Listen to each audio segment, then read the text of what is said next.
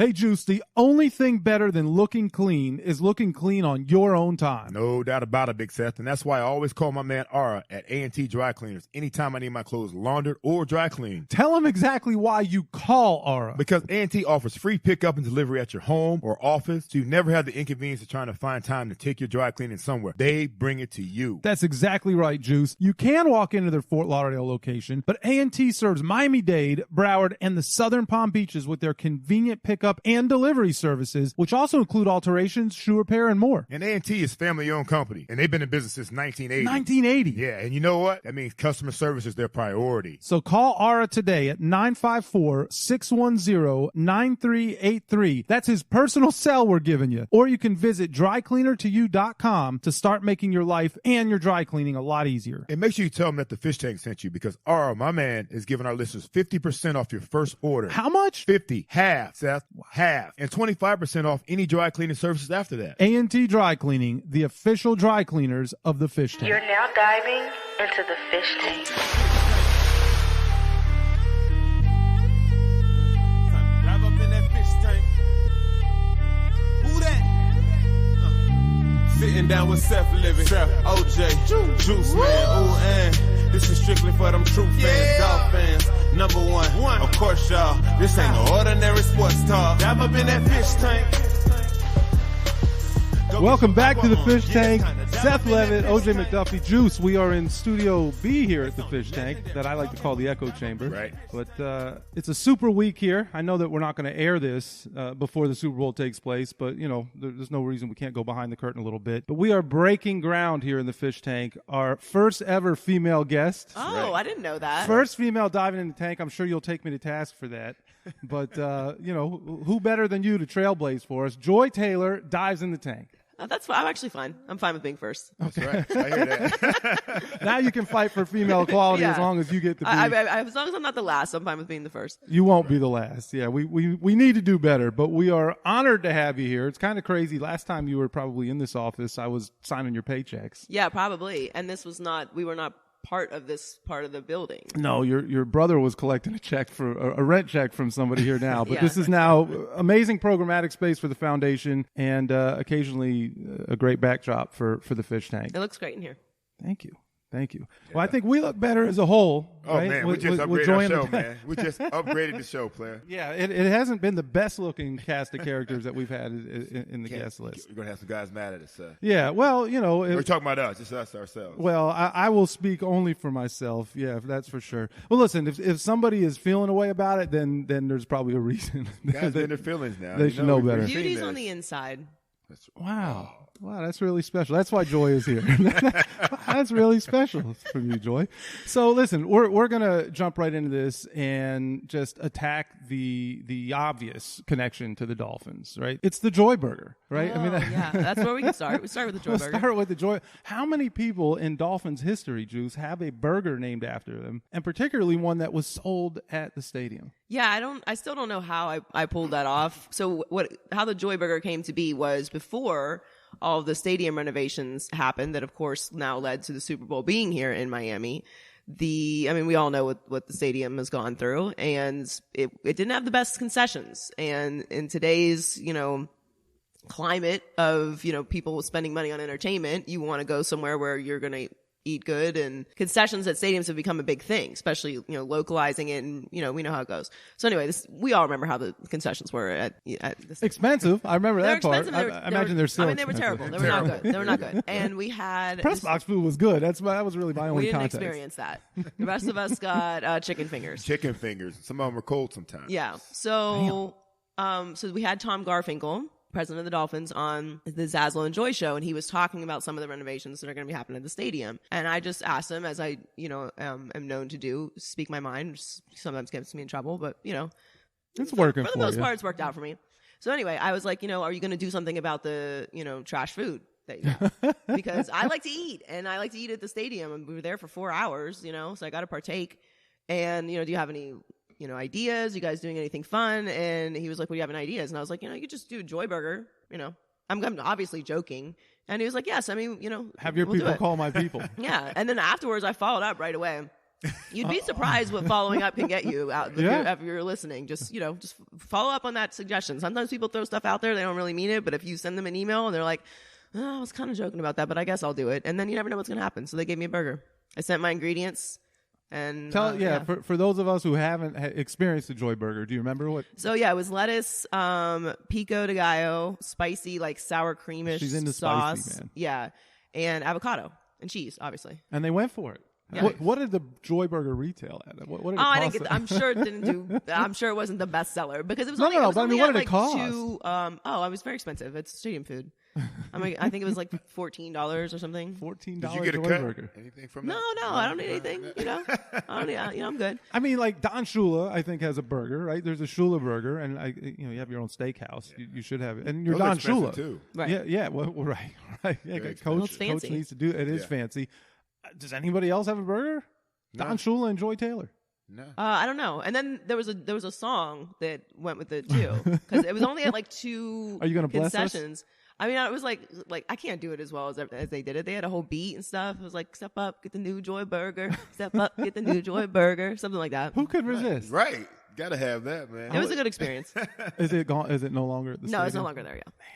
I don't have a pool like that anymore around here. You might. I don't You know might about be that. I surprised. don't know All about that. national and stuff. Well, speaking of pool, Yeah. think about it. I mean, obviously we know who your big brother is. You guys came in here at the same time. You guys were a part of Dolphins about the same time. I mean, he came in, That's you right. came in. 1997? 1997. How old were you, Joy? I was 10. 10? Oh, I was old already. I was 10.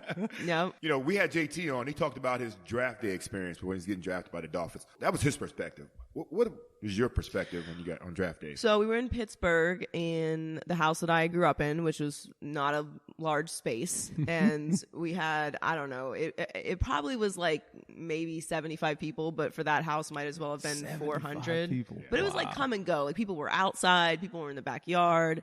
And I just remember it being a really long day. And, Jason was starting to get really anxious. And, if anyone knows Nothing Jason. like an irritable JT. Yeah, it's not, he's not the most pleasant person to be around when he's getting anxious. So, and rightfully so, like understandable. And so he's like checking the phone to make sure the phone is still on. And, everyone's just kind of, a few people have left at this point. It's starting to get dark. And then the call came in and everyone was like freaking out. But then also at the same time, like, shut up. So he went outside. He got the cordless house phone. When I was thinking about that the other day, I'm like, man, of all the things that you would tell me would go away, house phones, right? Wild. I have a house phone in a box in my apartment in LA. I don't know what I'm supposed to do with it. Well, the stupid cable company made me take it. Right. I'm like, I'm not going to hook this stupid thing up. It's just taking up space. So you're paying for the line, you just don't have it hooked Well, up. because it's cheaper if you bundle. Right. Yeah, that's what they tell you. That's what they tell you, but it's all bullshit. Yeah. It's all bullshit. Anyway, so he gets the house phone and goes outside. It's obviously Jimmy Johnson, and he's walking up and down the street talking to him, and he gets off, and everyone lost their mind. But it's kind of wild to see that firsthand, with someone in your family, and then you watch it. Obviously, the videos they do now are on a whole nother level. They've got ESPN in your house, and it's Sasquatch. they do all that a crap. whole thing now. Virtually every football game, every college game is recorded now in some way, whether it's streaming or video from the team. Right. Well, yeah, I mean, everything. So that's they good, have though. access to everything. I was now. just talking to my nephews, obviously, both play football, play for St. Thomas at a high level. And I was talking to my nephew Isaiah about, like, what he's going to do and all that. I'm like, just remember, like, every game is on TV now. Yeah, like even his. Yeah. Yeah. Yes, Yeah. exactly. High school games So on just TV. keep that in mind. Did you go to the Vegas game? I didn't because I had a commitment at work that I had already made and I couldn't make it over there. But Right. I know it's work, right? If you would have told me, there was a point in time, Juice, if you would have told me that Joy could not make something because of a commitment at work, the world has there's definitely been a We've shift. gone through a lot. We have absolutely gone through a lot. But so, obviously I know the family pretty well, but I can, shed some light on what that was like, because I mean, there's a big gap between you and Jason, Yeah. and then obviously, well, not obviously, but because not everybody knows the family dynamics, but with Grace and Noah, and I mean, how much of almost a superhero was he, even at that stage? Was that how big of a deal was it? Because he's 12 years older than me. Yeah. So, but we went to so I was homeschooled. So Jason was obviously homeschooled too, but he was homeschooled his junior and senior year. I was homeschooled until my junior and senior year. So we went to all of his college games. I went to every single one of his college games except for one. And I just remember I just was like, I don't know. I was just being Joy and I was throwing a fit. And I was like, I'm not going. 10-year-old Joy getting driven all over town. Right. All over town, all over the country. Yeah, we went to right. like home and away. I have to be specific with that. Home and away. Wow. Every single one of his college games. Talking about You, Grace, and Noah just Mississippi, fighting in the backseat. Yeah, I mean, we had this kidnapper van. Wait, with this a kidnapper van. Yeah, actually, I'm not gonna tell that story on here, but how we got that van is for off air. But Okay. yeah, like not this van or your second appearance on the show. Yeah, this van was not in good shape, and it had this sliding door that was just, if anything was in that door space when you shut it, is a wrap. And then it wouldn't stay shut, so we had to get a bungee cord and like hook it through one of the things and hook it I to make sure love the it. door stays shut. And then the side of the van had rusted out, so we put a piece of cardboard over it and duct taped it. That's right.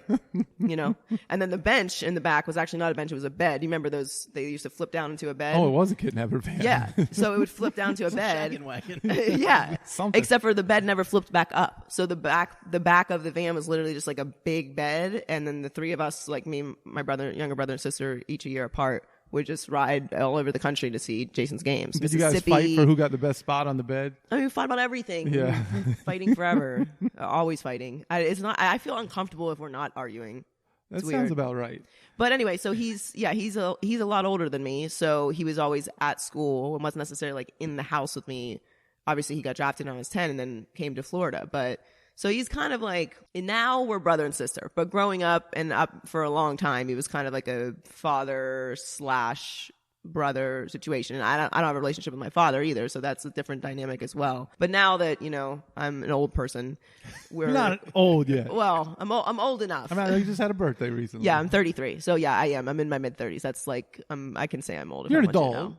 I'm an adult. Yeah, Yeah, I'm no okay. longer a kid. That's Right, for sure. fair. But anyway, so we're brother and sister. So it's a different dynamic now. It's been a journey. Yeah, and you are kind of like my adopted brother. Right. Yeah. And I probably put you through as much as I put the Jason. Yeah, through. sometimes more, Most I of the think. grays in your beard, probably just half are from me. Yeah, so Juice, it was, you know, and we can go off script here for a minute, but I don't know when that all kind of happened, because I met Joy right around that same time, 10, 11 years old, and got real close with the Taylor family. And then as Joy started to it wasn't as bad with homeschool, but golly, when you got to high school and started going to public school, but Joy started to confide in me. And as she said, you know, there wasn't the best relationship with her father, unfortunately, but I think it was basically Jason, your brother-in-law Sam, Right. and then myself. Like, we were the three male role models or father figures, so to speak, in her life. But I would get the stuff that the other two guys wouldn't get. And Joy, for some reason, felt like she could share. I don't know if that was intentional. Like, she wasn't going to tell Jason stuff, and she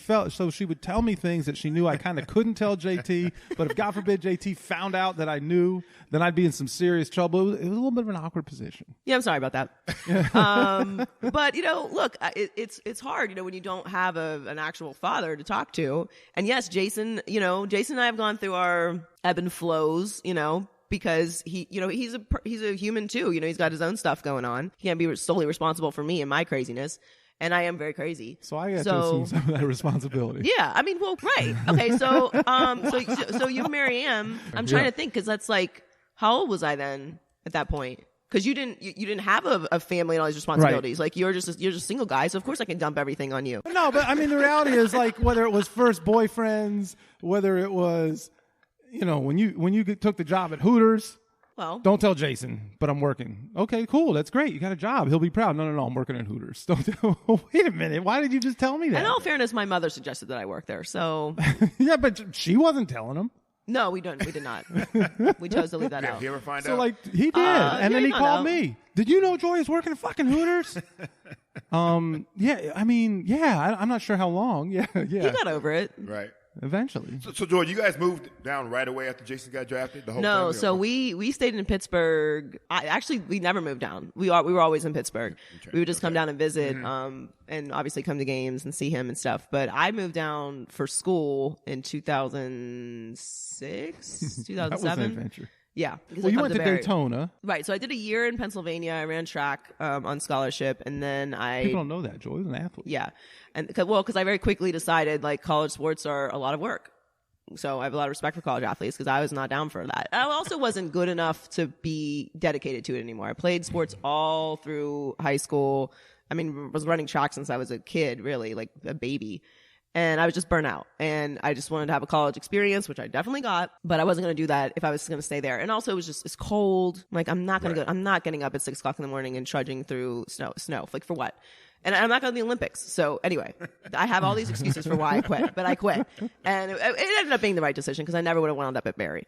So then I went to Daytona. I got my associates there. And then came to Barry to finish school. And to wreak havoc on all of us here in South Florida. But before all that happened, so you talked about driving cross country when Jason was in college, but I feel like to a certain degree you guys did that when he played for the Dolphins as well. Mm-hmm. And, Preach is here. Preach was the ops guy and handled tickets, so I know he was chasing you guys down to try and get you into the parking lot for many a game. And yeah, there was a whole slew of them that come in, and I'd recognize them because they were at every game. And I just specifically remember New England and a whole crew and just kind of getting. Yeah, also you can't miss my mother. Were you guys still in the van at that point? Multiple vans. Multiple vans. You had to count Because Tiffany's got 5 kids. Caravan. Caravan, yeah. Yeah. No, there was always like a big group of us, especially for the games up north. Down here, it would depend on what time of year it was, but yeah, there's always just a lot of us. So, but if you think about, 97, Jason was drafted. The Dolphins went to the playoffs 5 straight years, from 97 on. And glorious times. Right. Well, and talk about that. So as a 10, 11-year-old kid who clearly does have an appreciation for football, and as a football family, if I've ever seen one, and your brother gets drafted and they're good and they're going to the playoffs and they feel relevant every year. So how much, obviously you became a big Miami sports fan for a lot of different reasons. But how much did those early formative years kind of shape your love and passion for the Dolphins beyond just the fact that your brother played for the team? Well, I actually was a Dolphins fan before Jason got there because I love Dan Marino, king of the Dolphins, and he is a Pitt guy. Right. So I always loved Dan Marino. So that was already in me.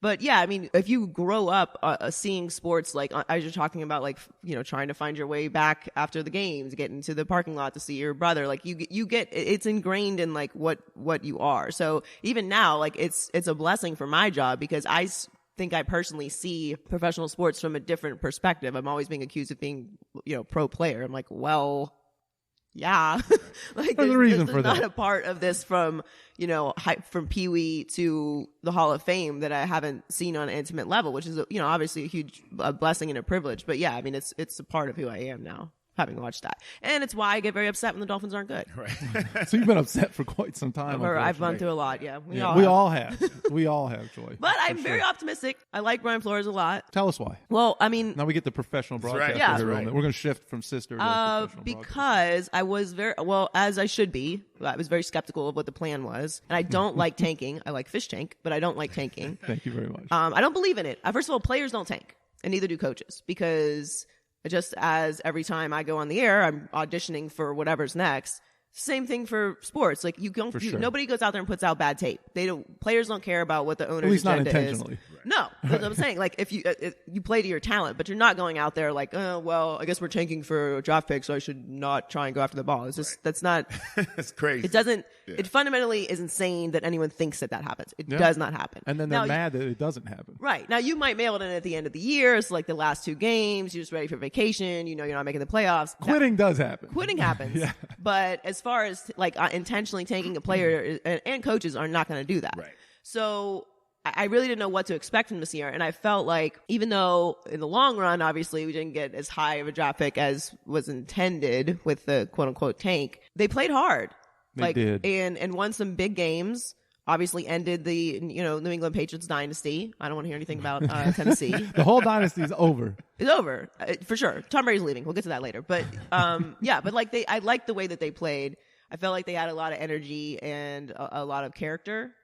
And, hopefully, I'm just going to continue saying this until it happens. Hopefully, they just use like 3 of those picks and just move up and get Burrow. That's what you want, huh? Okay. It'd be nice to see. Yeah, I wouldn't mind that. You have a problem with it, No, Jim? I don't have a problem with that. I mean, the dude showed his mettle, man. The dude can play. He's a bad man. He had the best statistical season of any human being that has ever played that position in the history of that sport. And he followed it up, man, with It's just hard to argue with him. consistent. It's not. big I'm time not. games, It's big not. time It's not my games. opinion. That's a fact. Those are statistical facts that happened. And they actually played some people. Yeah. Yes. I mean, they, you know, lot of They people. played a lot of people. You Right. can make the argument they're one of the greatest college football teams of all time. And I'm not exaggerating. It just And they ran through them. They Yes. ran through those teams too. I mean, I wish somebody else would have hired Joe Brady because he's not going to Carolina. But what are you gonna do? what are you going to do? We're going to get back and focus on Coach Flores. So we hope he does make that trade, though. No, I'm hoping that that's what they that Chris do. Greer does, I should say. Maybe that's what they do. We need a lot of help from the Bengals on that one, right? Yeah. Well, yeah. That's not. I mean, that's not going to happen. We but- just have to root for the Bengals to mess something else up again. Is that kind of Well, what I we're mean, going is for? it You give up messing 3 up? first-round picks. I mean, that's a lot of. That's Yeah, a lot. if you turn down 3 first-round picks, you better hope Burrow is legitimately John Elway. right. Because I mean, otherwise, or Peyton Manning? What else are you gonna do? I'm not gonna say Tom Brady. There's never gonna be another Tom Brady. So Good. But that's over. We're done with all that. I mean, what do you see something else happening? No, I don't. I'm hoping you're right for sure. I just I waited for a whatever long reason, time to they've say those been words, like and a I've been very cockroach. careful about not declaring the end of the Patriots dynasty, even though everyone else in my business loves to do it. Every year I'm like, But it's let's over. Just wait, but it's finally over. Thanks to Brian Flores and Ryan Fitzpatrick. I mean, we deserve the credit for Let's that. go. And we'll throw the Penn State guy in Yeah, there you as have well. to. You Yeah, have to. Jasecki should get some Jasecki's my credit for man. that as well. He finally showed his lion in him this year a little bit. He was a little kitten for a bit. He's growing up. I got him lining up now. I like it. You grew up. You talk about growing up a Dolphin fan. You actually grew up down here with a lot of Dolphins. With your brother being down here, and you had to meet a lot of guys like Zach and guys like that.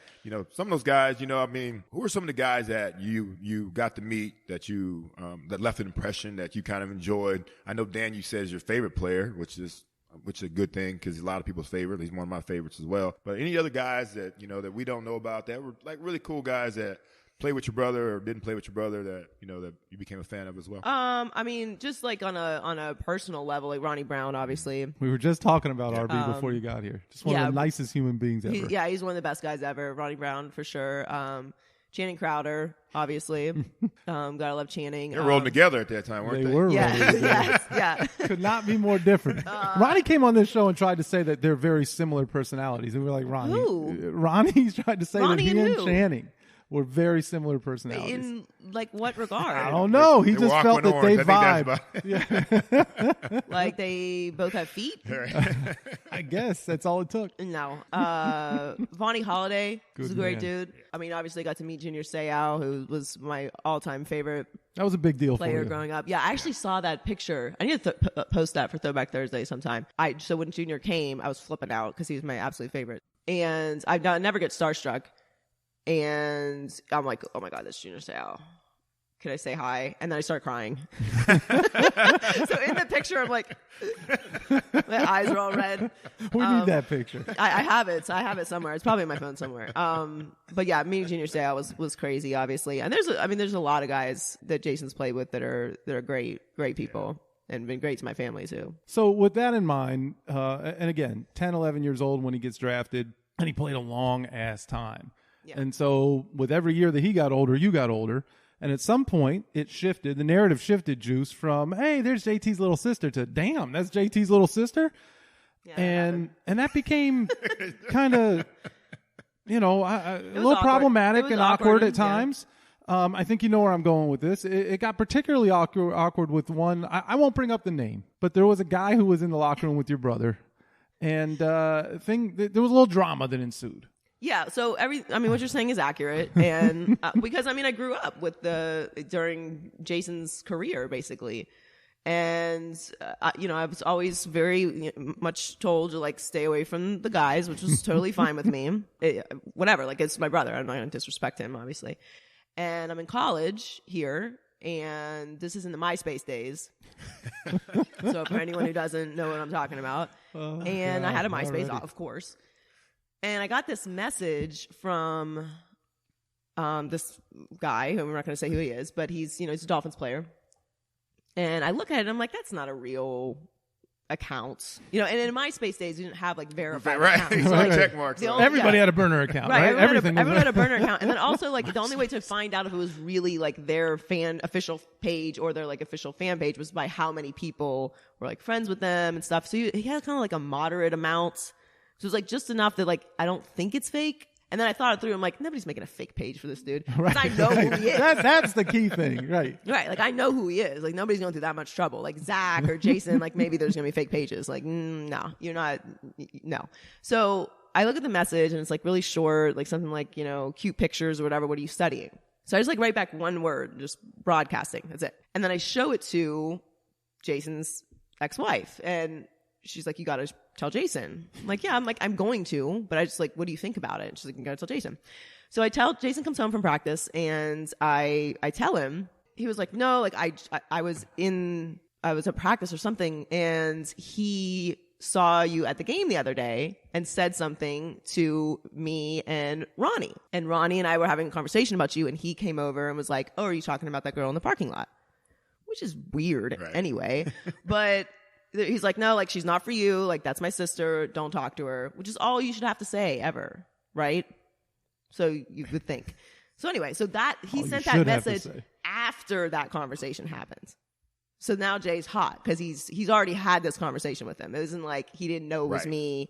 We have the same last name, so I don't know what you would be confused about. But anyway, so he's like, I'm going to kill him, basically.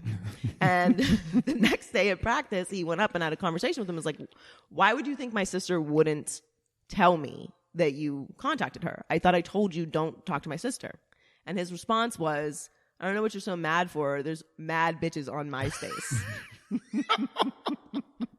Probably not the best response, right? Which is such a weird angle to take. Like, of all the ways you could respond to that, calling his sister a bitch, and like being completely unapologetic about what you did when he already told you not to talk to me was a bad idea. Anyway, so some chaos ensued.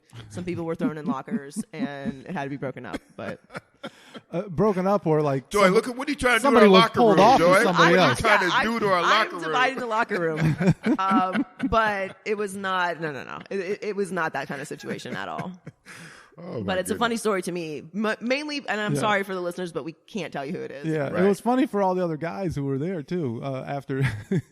What's JT's expression, hotter than fish grease? Yeah. Yeah, he was not particularly. I love that one. Yeah, That's me, too. He was unhappy, well, hey. to say the least, which is understandable. I mean, that's the thing. Yeah, it's interesting in a lot of different ways, obviously, because Jason and Zach had a different kind of relationship in a similar situation, but I think maybe more respect was paid. And I don't know that your brother ever uttered the words, there's mad bitches on MySpace to Zach. Zach, I don't know. Does anyone say that to anyone? Well, that guy. Yeah. Right. Yeah. That was about it. Yeah, exactly. That's no respect. Zero respect. Well, I know throughout my career, there are a lot of ups and downs, that impacted my life. And, of course, it impacted my family's life. But let's talk about how what JT was going through, being from Defensive Player of the Year to, Man of the Year, getting, the whole Bill Parcells situation, getting traded, coming back, all those different things that had to affect the way, your family dynamic was and JT's mood and your mood. I mean, you were a big part of Miami while he was going through his great days. He had a lot of great days, but had an impact you as well. Yeah, well, I mean, if you are somebody who's as competitive as Jason is, even just on a game day, like losing is like, great.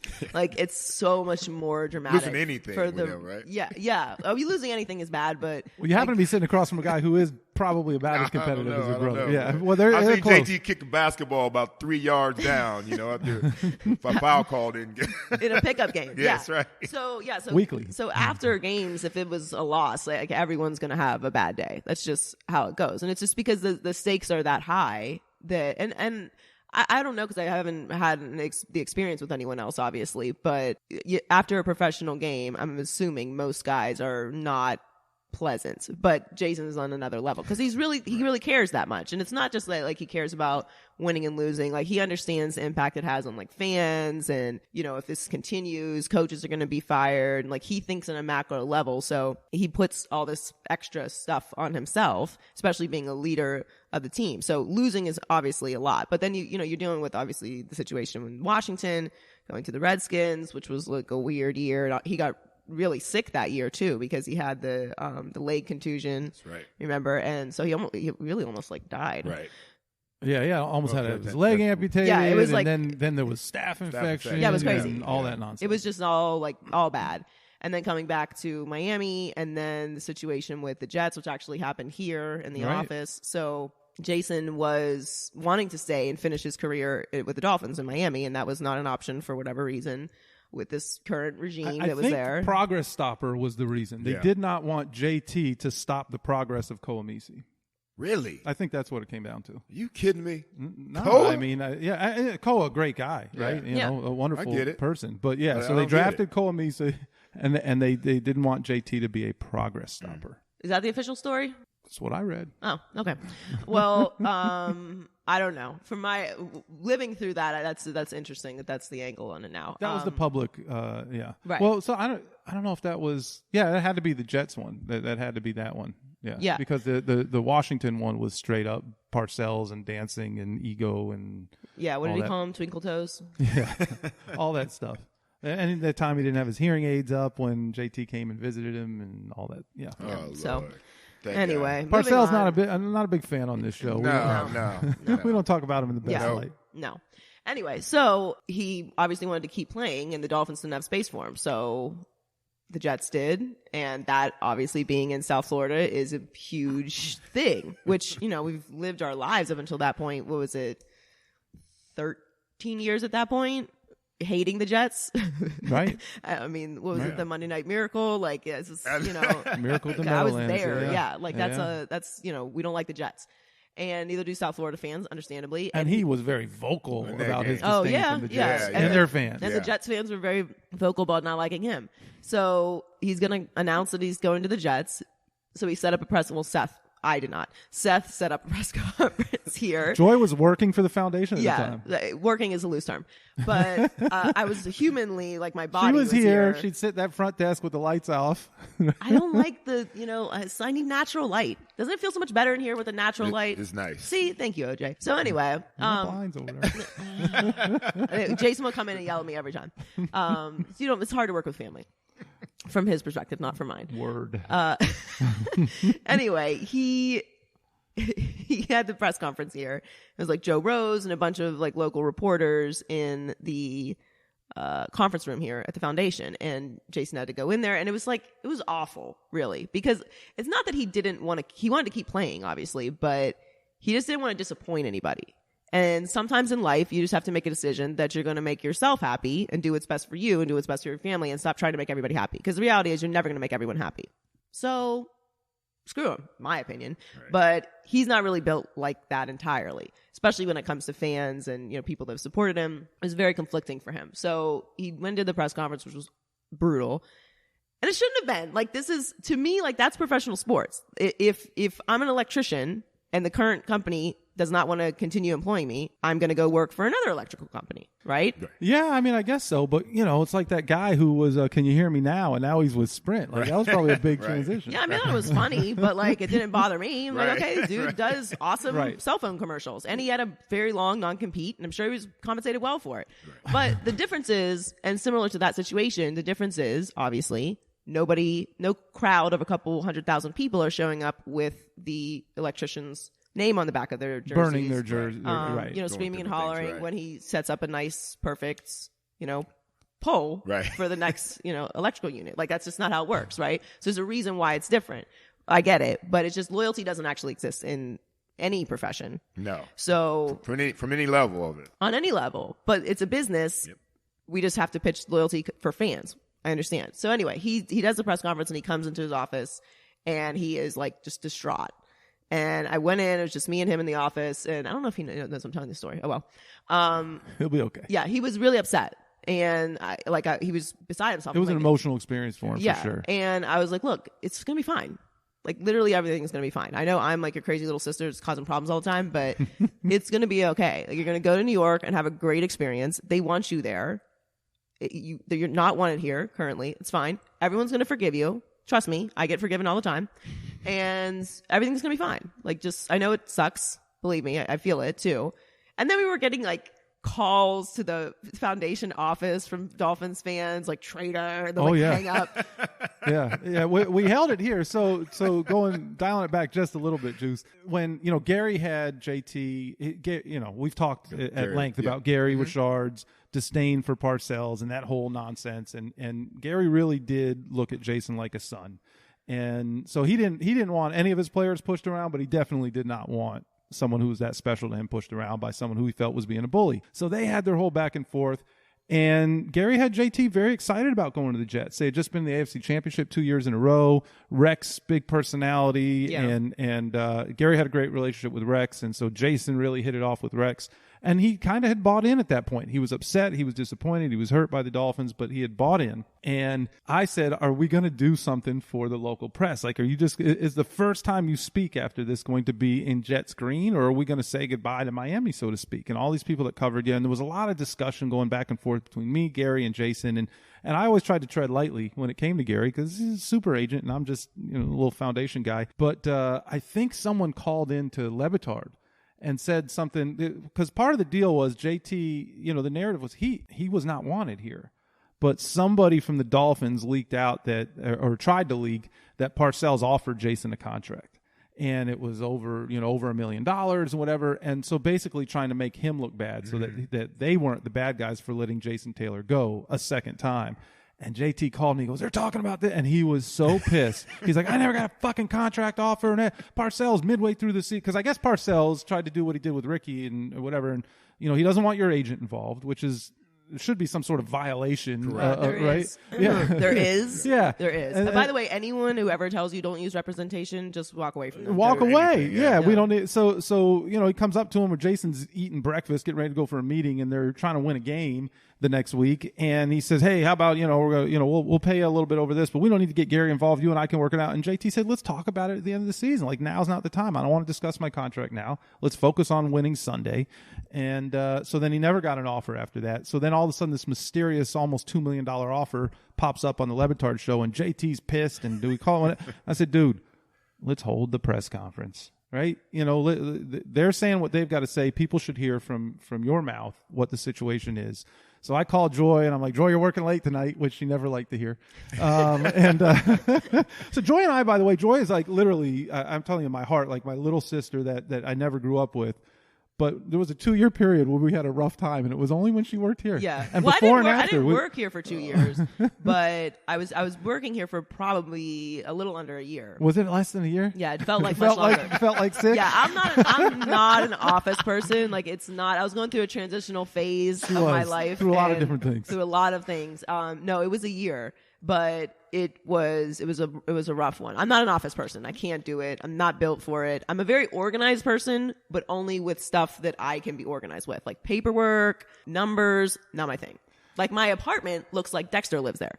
It's immaculate, but I can't do paperwork. All the paperwork goes in like this other bin, and just like one day someone will come and figure out what needs to be paid or not. I think that stack is on my desk now. Yeah, that stack still exists. Yeah, we don't throw anything away over here. Me. But I was there, and it was a crazy experience, actually. It really was wild, but we set it up, and that was also a time where, not that anybody really cares about this, but Parcells, that he didn't give a damn about the media, and Harvey Green, who's one of the best PR guys who ever lived, even as much of a character as he is, and we know he's a friend of the tank here, Harvey was kind of handcuffed at the way they had to allow the media to cover the Dolphins. And so they treated those guys like hell. They moved them out of the building, and they sent them to behind the bleachers, right. And they very limited, and Parcells wouldn't talk to anybody on the record, and it was just a disaster. So I said, look, we're going to treat these guys right, and we're going to do it in our conference room where everybody can see in the background all of the great things that this guy has meant to South Florida, both on and off the field. And we gave our Wi-Fi passwords to the media, and they were running live trucks out here, and Joy went to Publix and bought all these, she had food for them and everything laid out, and they came in and they were like, wow. Like, yeah. I always feel like feeding people is a good way it's a great way to start. Greet people. And but and so you treat them right, but at the same time, Jason got to tell his side of the story, and it came from Jason Taylor, and it wasn't something that came through a source, and it wasn't through whatever leaked stories came from the team. But I think you're right; it was an emotional process. It was, and then it was emotional for me as well. Once you guys know that, when JT went to the Jets, you weren't really happy about it. I mean, we got followed from the stadium to the car once by some Dolphins fans, which I don't. I'm a very feisty person, but I'm also not going to, get jumped in the parking lot. So Right. I just, got in the, okay, thank you. And got in the car. But yeah, it was Feisty. It was, yeah, that's a gentle way to describe myself. There's a reason she's also a JT now. I always say that. Right. There's 5 kids in that family, but there's 2 of them have the same initials, and there's a reason for that. Jason is kind of, Jason's what? He's September 1st. He's a Scorpio. I don't know all that stuff. I think Scorpio, right? Yeah. Anyway, I'm a Capricorn. Yeah, you and my son are the same. Yeah, are the and same sign. we're very similar, and we're kind of the same person in a lot of ways. In a lot of ways, we are. I'm kind of the female version of him. Although over the years now, as I'm seeing this, and maybe as he's mellowing out, I think I know who the real G is in the family. I think I know who it is. Okay. No denial. I won't even talk about high school Joy showing up with the hoodie. Grace, we're going up the hill. We're going to. Just a straight face nod, wasn't it? That's right. Well, but anyway, it was. I'm not denying, but listen, look. I just taught my son the expression that it's not bragging if you can back it up. I just taught him don't that. start none, won't be none. That's right.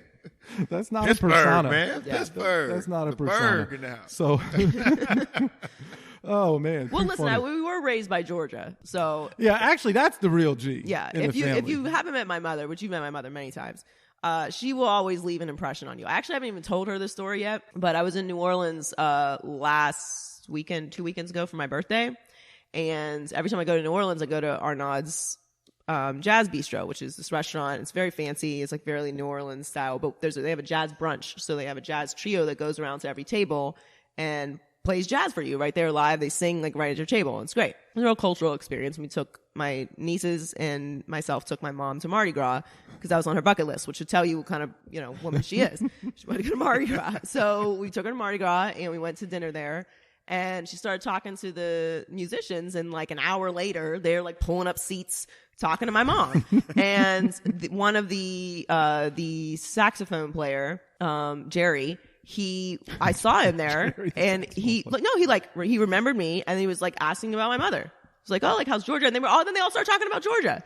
I'm she hasn't been there in 2 years. How many people do these guys see? So she just always leaves an impression. That's what I'm talking about. Sean seeing us at the games. My mom would always wear a 99 mom jersey, very proudly, very openly, and very unapologetically at any game she went to. Any stadium. I think she tried to wear it. I feel like he told her she couldn't wear it to maybe a Raiders game Oakland's or something. probably that I might place. be making that Oakland up, might be. but I don't ever remember being in California, so I don't know. If But that's I don't a real know story. that she would back down from She it. wouldn't. No.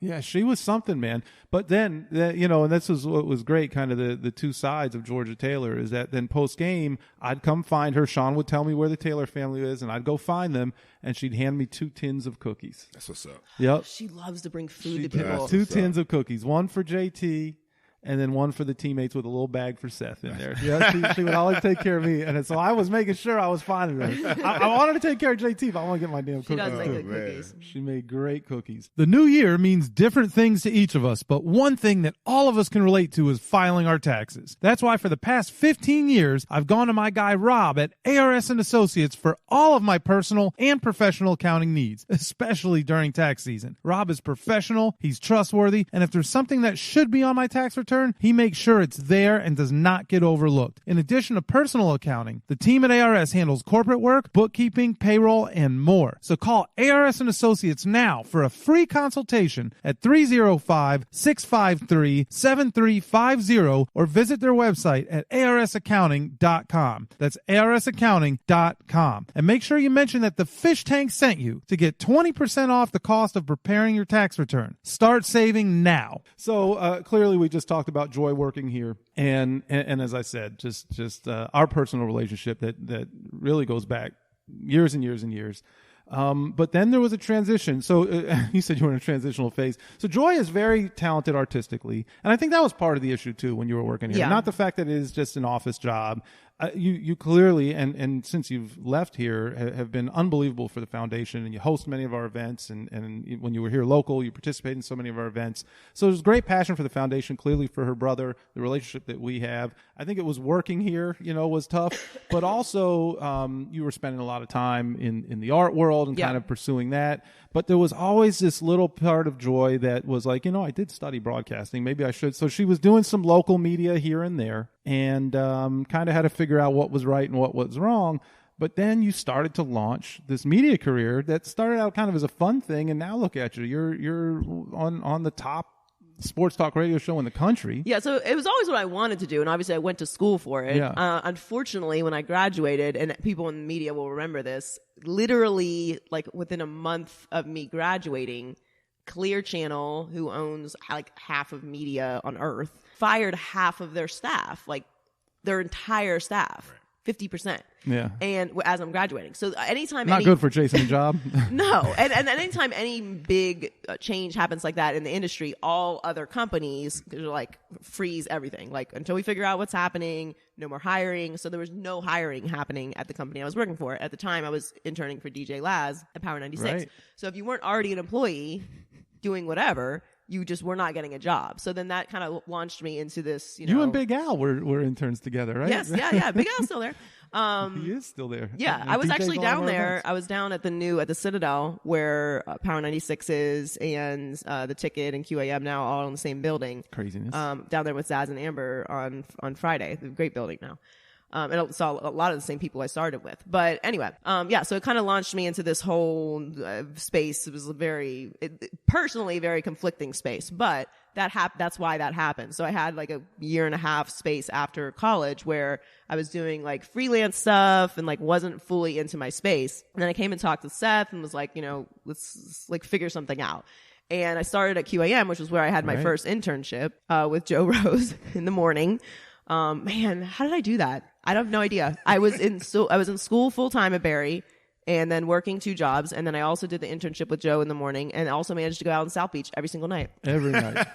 So you did it like that? Every single man. night. My roommate and I still talk about it. My roommate, Danelle, was my roommate in college. And I have no idea how. You just slept when you were here. We survived. Yeah. That's how you did it. That wasn't Turn the friggin' lights off. That in wasn't the in college. I'm talking about in college I did that. Oh, yeah. Well, that was a whole different deal. Like 5 days a week. Now if I have to go out 1 day a week, I'm like, I don't have to Right, that mentally internship prepare was myself before you for got 3 here. days. Yeah, that was going on well before I got here.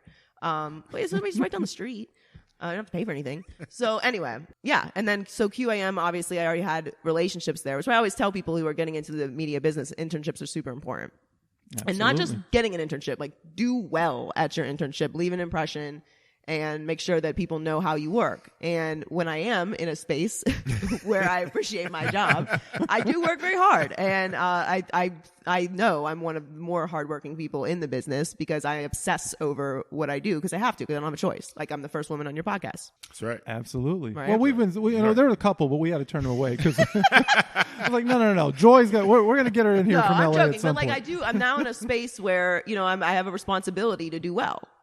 So not just to myself, and so it's important. She's all grown Yeah. up, man. Yeah, man. This makes me proud. It took a long time. So all that stuff I was yelling at you while you were here. So some of it did sink Listen, in. I'm JT for a reason. Right, Sometimes. absolutely. So, but the truth be told, and she had built some relationships, but then she kind of was in this little, I hate to use the word loss, so that's not fair, but she was dealing with some personal things and trying to make a decision on which way to go career. Is it the art? Do I want to do some of this media stuff? And I was evaluating South Florida sports, and I was like, there's something that's missing here, and Joy has it. Joy has it, and nobody else can do Joy the way she can. And but I reached out to her brother first. Smart move. Yeah, well, I mean, I've been putting enough on compromising positions from Joy over the years. So I said, look, man, I have this idea. I don't know. I think Jason and I were probably fighting at that point. I mean, it was a day that ended in Y. So I reached out to him and I said, look, I think I have an idea for your sister. And I think that this, it's going to take time, but I think she's cut out for it. And I talked to him about it. And, but he said, hey, well, if you think she's going to do it. At that point, he was just kind of ready for you to find a direction. Right. And I talked to Joy and I said, look, I'll start making some calls. And we called George Sedano. Yep. right? We called George Sedano and we called QAM. And I figured either Sedano's show or Sid Rosenberg's show, your former co-host. Yeah. And that where it would make sense. But, she talked about working hard. Most radio stations, and I hate to say this, but most radio stations, their interns are these guys that are college burnouts that have gambling debts from sports, and they show up with bumper stickers and flip-flops, and nobody gives a damn. And so, and the effort's not really there. And the guys who aren't that, you see exceed. So I'm not saying everybody in radio is that way, but there's a lot of it. And so I called, I said, I got somebody for you. And instead of sending these burnouts, and I said, but you can also pull her on in the air. Sid can pull her on, and she's got a little, knowledge and a sense of humor, and she's got a little shit to her. And next thing you know, Sid, you weren't passing out bumper stickers. Sid had you. Well, no, Sid and I took to each other very quickly because, we understand each other, Sid and I. And yeah, I mean, that's at that time. Yes, Jason and I were not on good terms actually, because at that time I was sleeping on my friend's couch. So I posted this Throwback Thursday at the New Year. Like literally at that time I was sleeping on my friend's couch, who I had given the couch to a year before because she was in a bad way. I wasn't even sleeping on the couch, actually. I was sleeping on like a Chase lounge.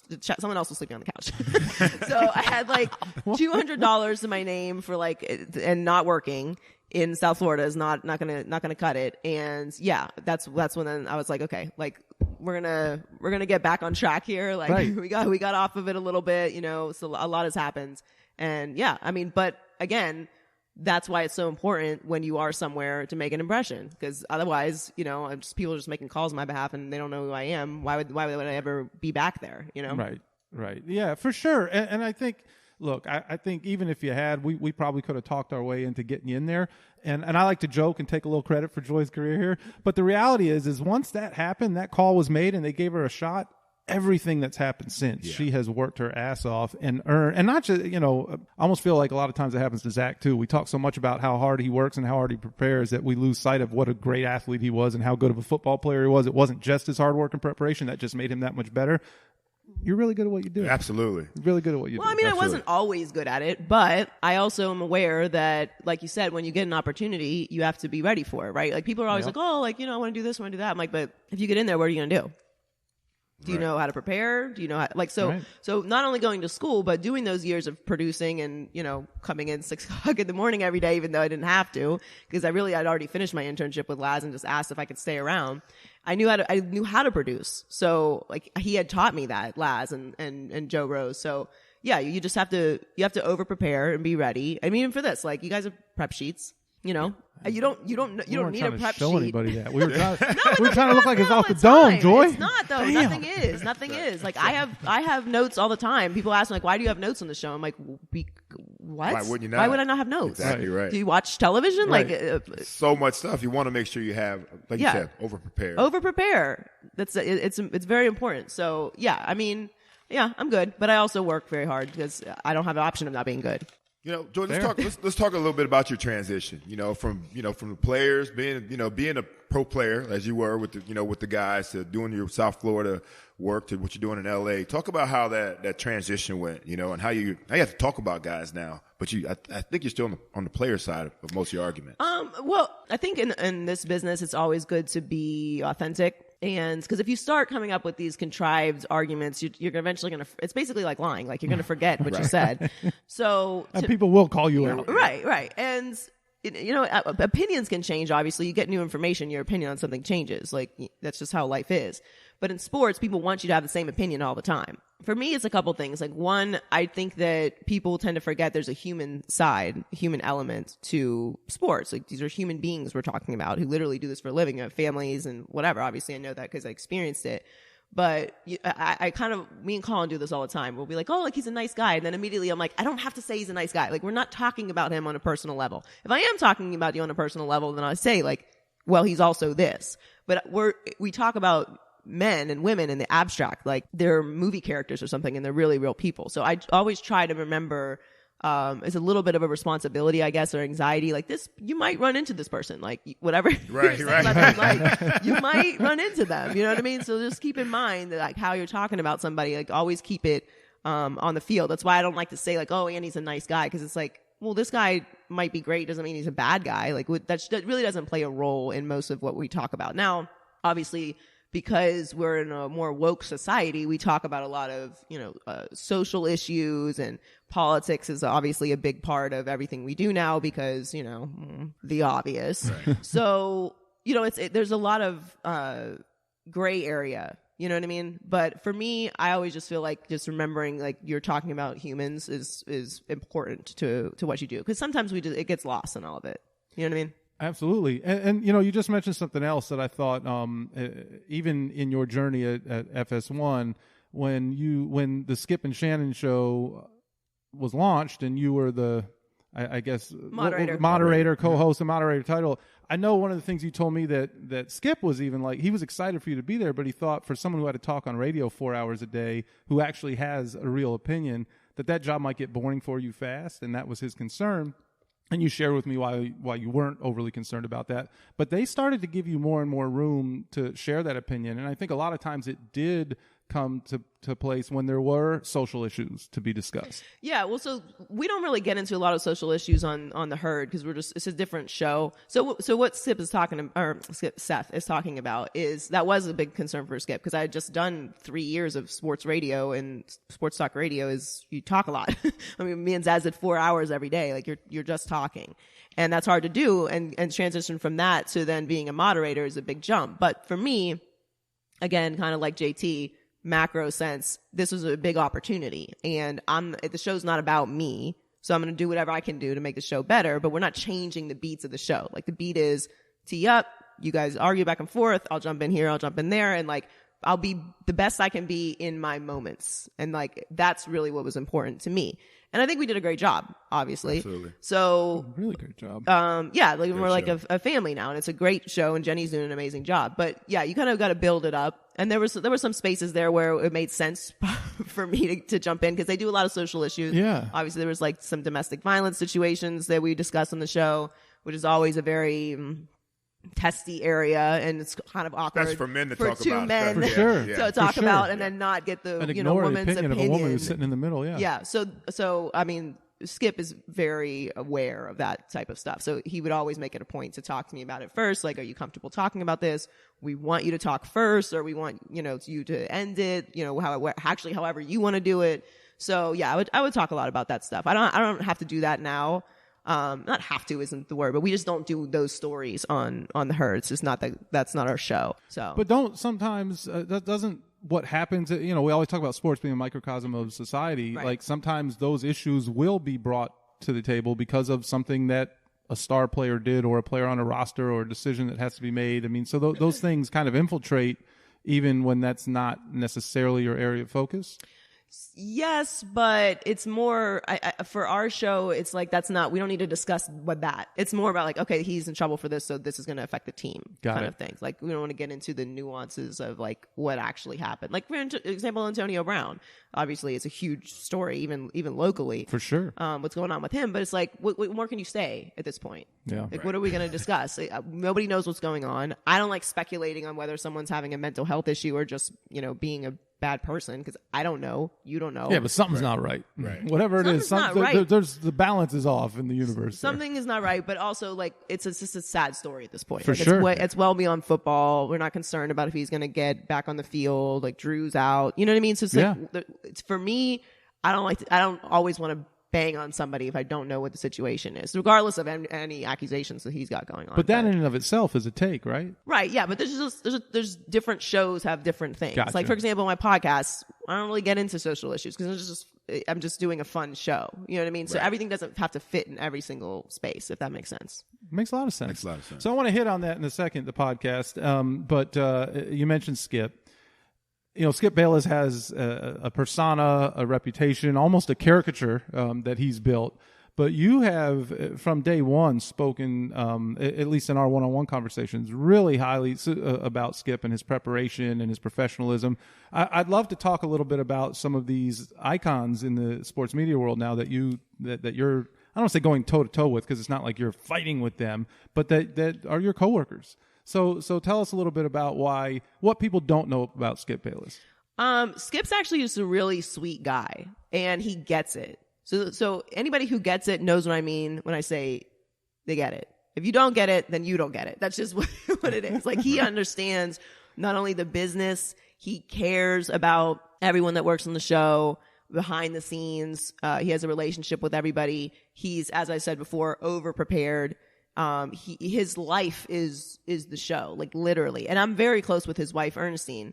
And she will tell, I mean, she wrote a book about it, like how obsessed he is with not only sports, but the show. Like every second of the day is scheduled for something. And like she's put her foot down like this, this is my time and like whatever. But like he's obsessed with sports. So it's literally authentic to who he is. Like when he is giving his take, he really believes that. And when you're on TV, you know, people are always skeptical of everything that you have to say, of course, because that's the business that we're in. And look, like we were in South Florida, he was very hard on the Heat, and LeBron James when LeBron was a Heatle. But yeah, that's just really who he is. He's a very genuine person. So to me, like working with someone like Skip Bayless and then having a personal relationship with him where, you know, he's like respectful of what you do, and you know, just you see the way that he prepares, you get why he's Skip. Like, have you seen the Beyonce Homecoming documentary on Netflix? No, I didn't see it. Okay, well, so it's about her. It's about her preparation for her Coachella performance, which is one of the greatest performances of all time, like live show performances. It's incredible, and there's like 200 people involved in the show. And then when you watch the documentary, it's like, oh, that's why she's Beyonce. Nobody else does that. Yeah. Nobody else spends their entire year not eating sugar and like no wine. Like what? I can't go 4 hours. Like what do you mean? It's like that's why she's Beyonce. Should we be expecting Uber Eats again here in a couple minutes? I'm not drinking today. But yeah, like she's I'm not drinking today. But that's why she's Beyonce. Like when you watch the documentary, you're like, oh. I mean, I can't be jealous of that. I could never do that. Like, she's beyond a superstar, but she also cares so much about her craft that she would do this ridiculous diet, and she would have 3 sound stages, one for wardrobe, one for hair and makeup, one for music mixing, and one for dancers, like that she just had in LA for like 6 months in preparation for this show. Like it's another level, and that's what Skip does. He wakes up every morning, runs 3 miles, and does his prep at 2:00 in the morning.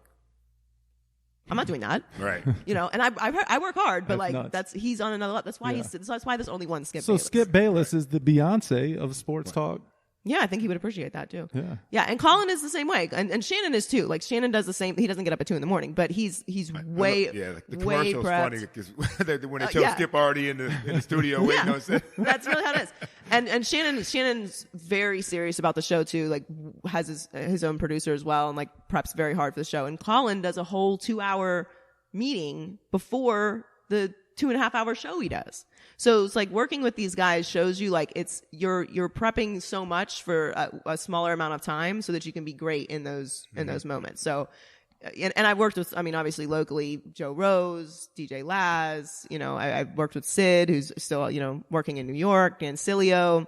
I've worked with a lot of people, and that's just the common thread through all of it. Like just be prepared, and then you'll have nothing to be nervous about because you know it. It's not just knowing sports. Like it's like knowing sports is the base of it because you have to know what you're talking about.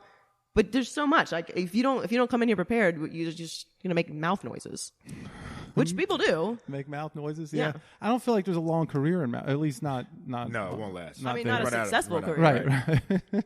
Not working with Colin. And so, Juice, I don't know if you saw this. Joy she just had a birthday, and they did something special for her on the Herd, and they brought her a cake, a Miami Heat themed cake. Yeah, it was the Miami Vice hometown jerseys. It was a Wade jersey because we have the same birthday.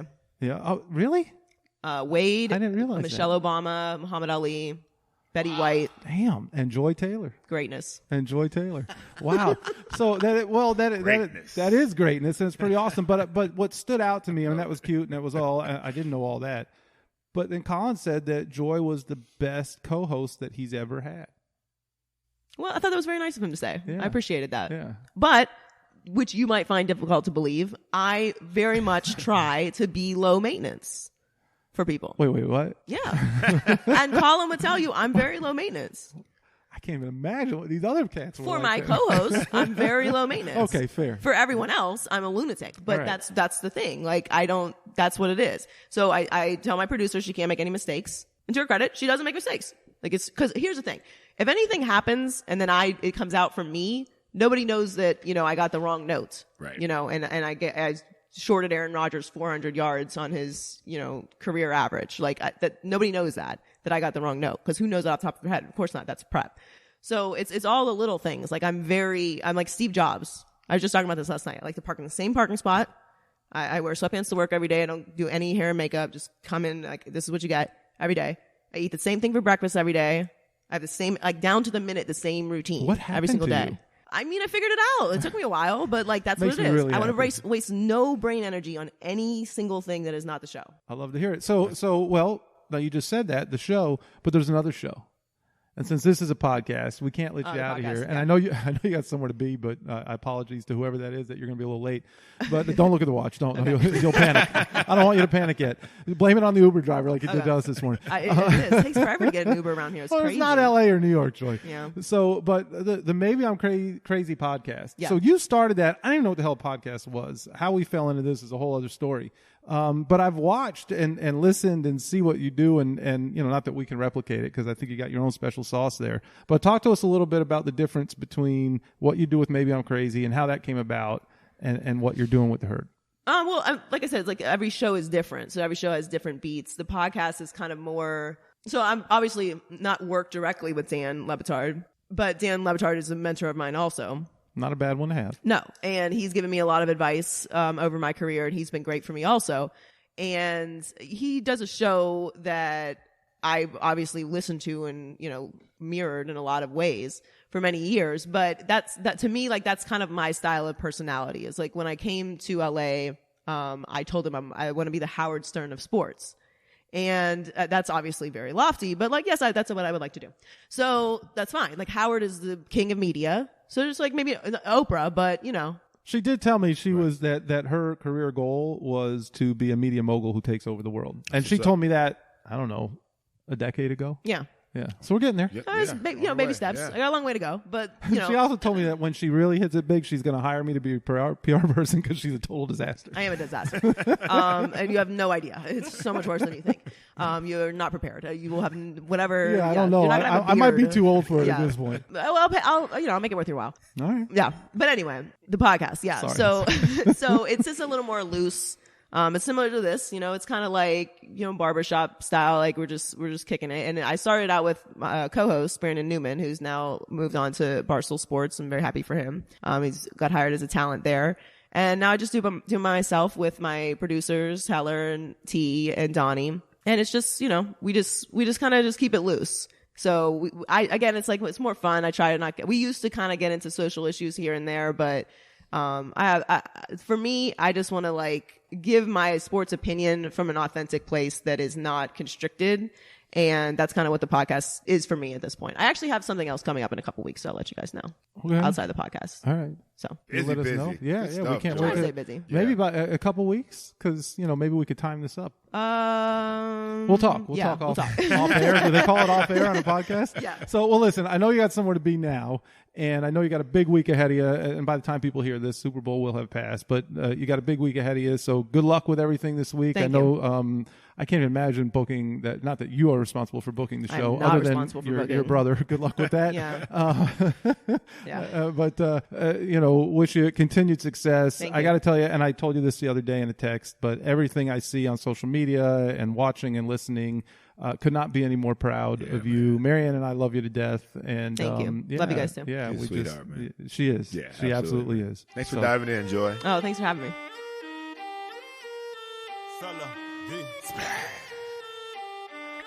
You're now diving into the fish tank. Dive up in that fish tank. Who that? Sitting down with Seth Living, OJ, Juice Man, ooh, and this is strictly for them true fans, Dolphins, number one. Of course, y'all, this ain't no ordinary sports talk. Dive up in that fish tank. Go get your aqua orange. Yeah, it's time to dive up in that fish tank. It's only legendary talking when you dive up in that fish tank. Rockin' with OJ and Seth when we dive up in that fish tank. Fans with attitude, we got to dive up in that fish tank. Celebrate big or cry hard. Leave it all on the field, we gon' try hard. Old school, a new school. mix it in. Feeling like we up close when we listening. Dolphins Tales, in Miami is the deep end. We vibing with our favorite players, no secret. We get with Seth and McDuffie, bringing up stories we never heard to the public.